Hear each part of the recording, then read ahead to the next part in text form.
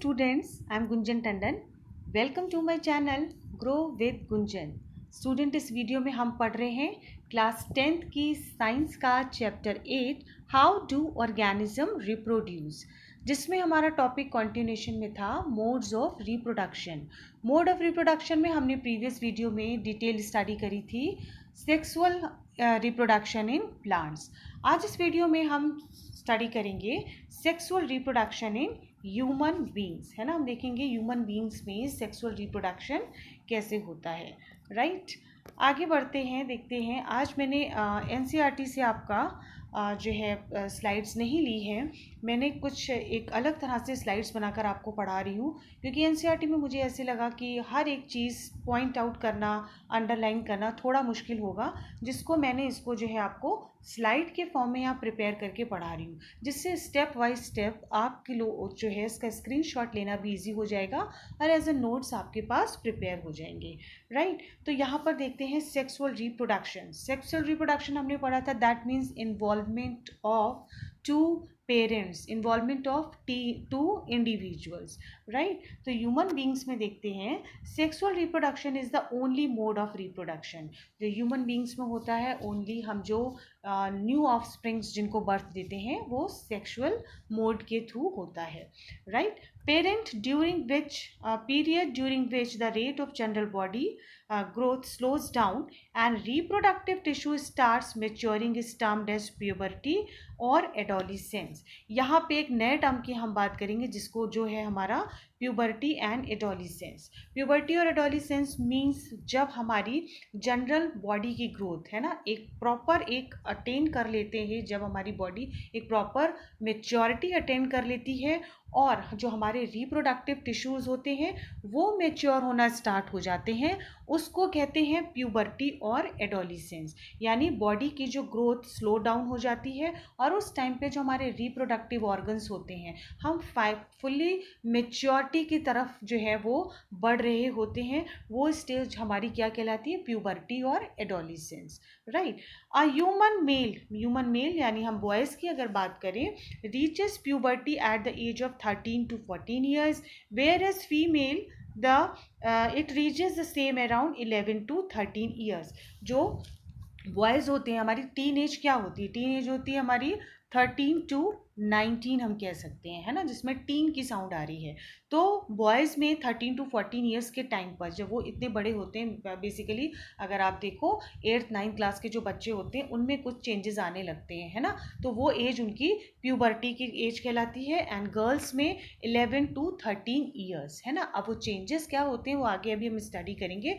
तो प्यूबर्टी यानी एडोलिसेंस की स्टेज क्या कहलाती है, बॉयज़ में 13 to 14 ईयर्स एंड गर्ल्स में कौन सी एज कहलाती है, 11 to 13 ईयर्स, राइट। तो यहाँ पे सेक्सुअल रिप्रोडक्शन की बात हमने करी, जिसमें हमने बताया कि दो पेरेंट्स इन्वॉल्व होते हैं, मेल एंड फीमेल, है ना। और कौन हेल्प करता है, गैमीट्स यानी जर्म सेल्स यानी मेल में कौन सी थी, हमने बात करी थी स्पर्म की, एंड इन फीमेल जो गैमीट्स और जो जर्म सेल्स थी वो कौन सी थी, ओवा थी, राइट, या हम उसको ओवम कह सकते हैं, राइट। अब बात कर लेते हैं कि प्यूबर्टी के बाद टाइम पे क्या क्या चेंजेस आते हैं, राइट। प्यूबर्टी के टाइम पे जो चेंजेस होते हैं उसमें बात करेंगे हम। सबसे पहले देखेंगे फीमेल में क्या क्या चेंजेस आते हैं।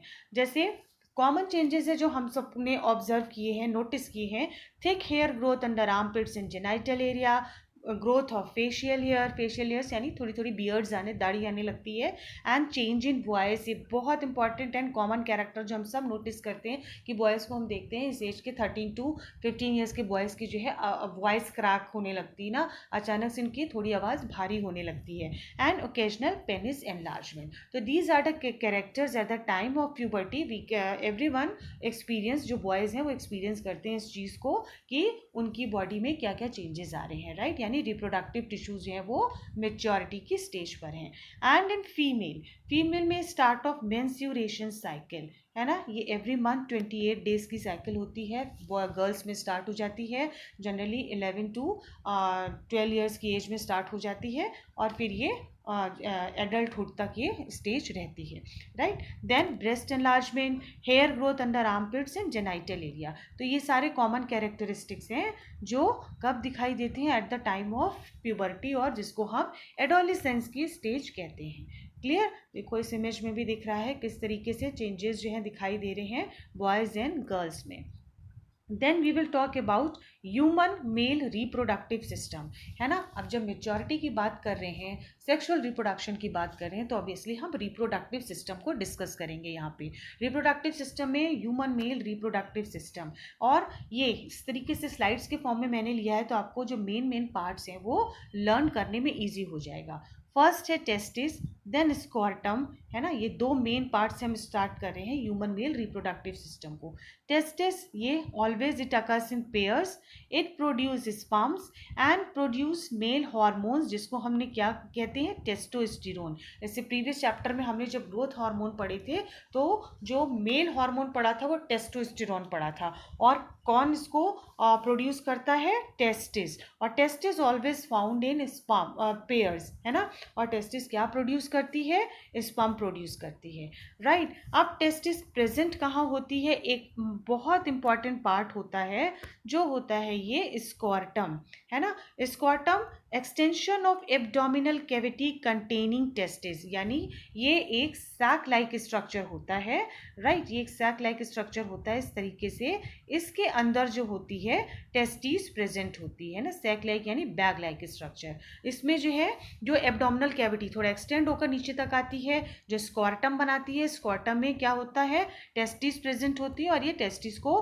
प्रोटेक्ट करता है, राइट। टेस्टिस को प्रोटेक्शन का काम किसका होता है, स्कॉर्टम का, right. Then it also maintains a temperature lower than body temperature. जो टेस्टिस है उसको थोड़ा लो टेम्परेचर की ज़रूरत होती है, यानी टेम्परेचर को मेंटेन करता है, प्रोटेक्ट करता है टेस्टिस को, कौन, स्कॉर्टम, राइट। नेक्स्ट पार्ट है एपिडाइमिस, है ना, एपिडिडाइमिस। ये this is the third part, it is a complex tube like structure in scrotum. Scrotum के अंदर से अभी हम इसका डायग्राम देखेंगे तो ज़्यादा क्लियर हो जाएगा।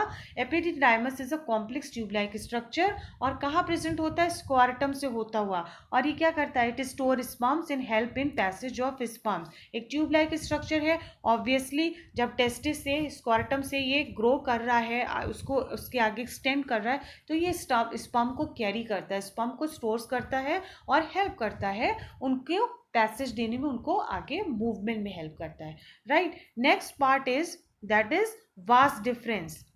Vas deferens is also a tube-like structure emerging from lower part of epididymis. Epididymis से जो के लोअर पार्ट से एक ट्यूब-like स्ट्रक्चर ग्रो करता है, जिसे vas deferens कहते हैं, और ये कहाँ खुलती है, एक इजैकुलेटरी डक्ट में। अभी इजैकुलेटरी डक्ट का क्या काम है ये आगे हम देखेंगे। तो किस में खुलता है, एक duct like structure, that is called the ejaculatory duct. कौन खुलता है, वास डिफरेंस। और वास डिफरेंस कहाँ से जो है, किसका लोअर पार्ट है, it is a lower part of epididymis, right. Then penis, what is penis, penis is a muscular copulatory organ, right.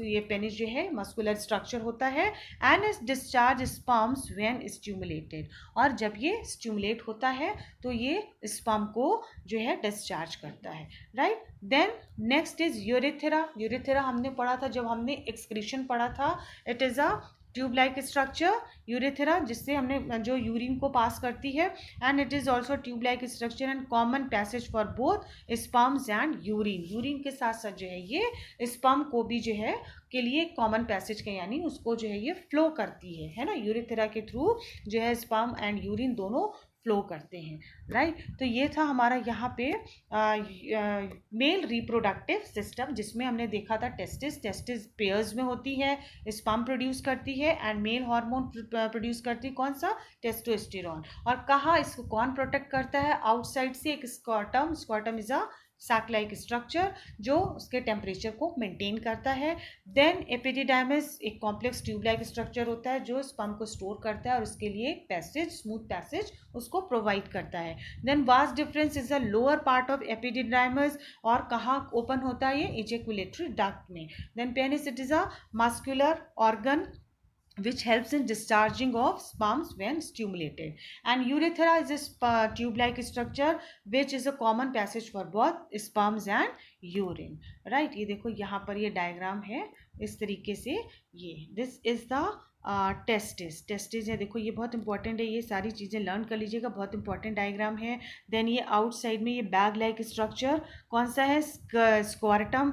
Then this is the penis के अंदर जो है ये यूरिथेरा जा रही है. And then this is the vas deferens है ना. वास डिफरेंस क्या कर रहा था, स्पर्म को स्टोर कर रहा था. ठीक है, और जो है वो उसको पैसेज, उसको मूवमेंट में उसकी हेल्प करता है. राइट, तो ये एक बेसिकली सिंपल सा स्ट्रक्चर है मेल रिप्रोडक्टिव सिस्टम का, बट वेरी इंपॉर्टेंट अगर आपसे आए तो इसमें vas deferens, scrotum, testis, urethra, penis, ये ज़रूर इसको जो है आप, एंड प्रोस्टेट ग्लैंड ऑल्सो, इसको भी हम पढ़ेंगे. ये सारी चीज़ें ज़रूर जो है लेबल कीजिएगा. Then we will talk about reproductive glands. Reproductive glands कौन कौन सी होती हैं मेल बॉडी के लिए. प्रोस्टेट ग्लैंड का क्या फंक्शन होता है, क्या काम होता है. It secretes milky fluid that helps in sperm mobility. यानी प्रोस्टेट ग्लैंड में जो फ्लूइड होता है उसमें स्पर्म्स जो है वो रहते हैं, और वो फ्लूइड की वजह से उसको एक स्मूथनेस प्रोवाइड करता है, मूवमेंट में, मोबिलिटी में स्मूथनेस प्रोवाइड करता है. राइट. देन सेमिनल वेसिकल्स क्या होते हैं. It also produces viscous fluid. एक फ्लूइड जो है प्रोड्यूस करता है. It also helps in sperm mobility. ये भी स्पर्म मोबिलिटी में हेल्प करता है. कहाँ इसको पहुँचने में, फीमेल की कॉपर्स ग्लैंड तक पहुँचने में सेमिनल वेसिकल हेल्प करता है. क्यों? क्योंकि वो उस फ्लूइड में स्पर्म प्रेजेंट होते हैं. एंड क्या काम होता है, it secretes mucus to lubricate female passage. और जो ये म्यूकस फ्लूइड जो होता है ये फीमेल पैसेज को जो है क्या करता है, एक लुब्रिकेशन का, एक उसको जो है स्मूथनेस प्रोवाइड करता है उसकी फीमेल पैसेज की वॉल को. तो these are the glands, prostate gland, seminal vesicle and Cowper's gland. Cowper glands female glands होती है जहाँ पे क्या होता है, सेमिनल वेसिकल से स्पर्म जो है मूव करते हुए जो है फीमेल की कॉपर्स ग्लैंड में आते हैं. राइट. तो that was about the mail reproductive system. ठीक है. देन आगे बढ़ते हैं, स्पर्म की बात कर लेते हैं. स्पर्म जो हमारे जर्म सेल हैं, जो गैमीट हैं, उसका स्ट्रक्चर कैसा होता है. It is a tiny bodies with long tail. इस तरीके से दिख रहा है ना. And mainly composed of genetic material. Obviously इसके थ्रू ही जो है ये फीमेल मेल गैमीट जो है हमारा स्पर्म, फीमेल गैमीट ओवम से मिलकर जो है क्या बनेगा, गैमीट से जाइगोट बनेगा. ठीक है. जाइगोट से फिर एम्ब्रियो से फीटस, एंड फीटस से न्यू ऑफस्प्रिंग बन जाता है, एक नए बेबी का जो है बर्थ होता है. ठीक है. तो ये इसका स्ट्रक्चर है इस तरीके से, हेड, मिडिल पीस या फिर टेल, और इस 3 पार्ट्स में डिवाइड होता है. सेंटर में इसमें न्यूक्लियस होता है. राइट, जो जेनेटिक पार्ट है. Then sperms are produced in testis. Around 12 billion sperms are produce per month जो है मेल बॉडी में 12 मिलियन स्पर्म्स प्रोड्यूस होते हैं. और sperm move from testis to epididymis where they mature. ये हमने पढ़ा था. एपिडिडाइमस जो है वो लॉन्ग ट्यूब लाइक स्ट्रक्चर होता है जहाँ पर ये स्पर्म को स्टोर रखता है, उसके मूवमेंट में हेल्प करता है, होता है, और वहीं पर स्पर्म जो है ग्रो करके मेच्योर हो जाते हैं. Right. Before intercourse penis gets filled with blood and becomes erect. है ना. जब इंटरकोर्स के टाइम पे ये पेनिस जो है वो एरेक्ट हो जाती है. एंड देन उसके बाद मेच्योर स्पर्म जो है एपिडिडाइमस से वास डिफरेंस में आ जाते हैं. वास डिफरेंस जो है वो स्पर्म की मोबिलिटी में हेल्प करता है, मूवमेंट में हेल्प करता है. राइट. ये mature sperm move from epididymis to vas deferens. ये कैसे फर्टिलाइजेशन हो रहा है वो देख रहे हैं, किस तरीके से स्पर्म जो है वो मूवमेंट करते हैं. Then ducts of seminal vesicle हमने पढ़ा था. ये प्रोस्टेट ग्लैंड, इनमें क्या होता है, म्यूकस फ्लूइड होता है ना, म्यूकसी फ्लूइड होता है, विस्कस फ्लूइड होता है. It combines with vas deferens to form ejaculatory duct. और वास डिफरेंस जो है कहाँ किससे जुड़ी होती है, किसमें ओपन होती है, एक डक्ट लाइक स्ट्रक्चर जिसको हमने क्या कहा था, इजैक्यूलेटरी डक्ट, है ना, ejaculatory duct. And the liquid mixture कौन सा, वो विस्कस फ्लूइड जिसमें स्पर्म प्रेजेंट होते हैं, वो from ejaculatory duct joins the urethra. है ना. इजैक्यूलेटरी डक्ट से यूरिथेरा ज्वाइन होती है, और यूरिथेरा क्या कैरी करती है, हमारा यूरिन एंड स्पर्म बोथ है एंड गेट्स इजेकुलेटेड, और वो उसको जो है बाहर की तरफ जो है उसको निकाल देता है, इजेकुलेट कर देता है. सो ओ 300 million sperms ejaculated and 200 to 300 survives to reach the egg cell. सिर्फ 200 से 300 egg cell के से जो है वो के पास तक मतलब पहुंचते हैं, सरवाइव करते हैं, जिसमें से only one succeed to fertilise, और सिर्फ एक सक्सेसफुल होता है स्पर्म जो एग सेल से मिलकर फर्टिलाइज होता है. अब 300 मिलियन स्पर्म्स होते हैं तो सारे तो फर्टिलाइज नहीं हो जाते हैं, उसमें से ही कुछ सरवाइव करते हैं, और सरवाइव करने के बाद उसमें से ओनली सिंगल स्पर्म जो है वो फर्टिलाइज होता है. राइट. तो इस तरीके से ये हमने देखा यहाँ पे कैसे जो है फर्टिलाइजेशन होता है, किस तरीके से स्पर्म मेल गैमीट जो है वो फीमेल बॉडी तक पहुँचते हैं और कैसे उनका फर्टिलाइजेशन होता है. राइट. तो यहाँ पर हमने इस पूरी वीडियो में अबाउट हमने पढ़ा puberty, adolescence, about the male reproductive organs, क्या क्या प्यूबर्टी और एडोलिसेंस के टाइम पे किस तरीके से रिप्रोडक्टिव ऑर्गन्स में चेंज आते हैं, एडोलिसेंस में हम क्या कैरेक्टरिस्टिक नोटिस करते हैं. Then complete human male reproductive system को पढ़ा, एंड स्पर्म जो मेल गैमीट होते हैं वो कैसे फर्टिलाइजेशन करते हैं, कैसे वो मोबिलिटी शो करते हैं. Right. I hope students it is clear to you all. If you like my video, please like, share and subscribe. Till then, keep watching and keep learning.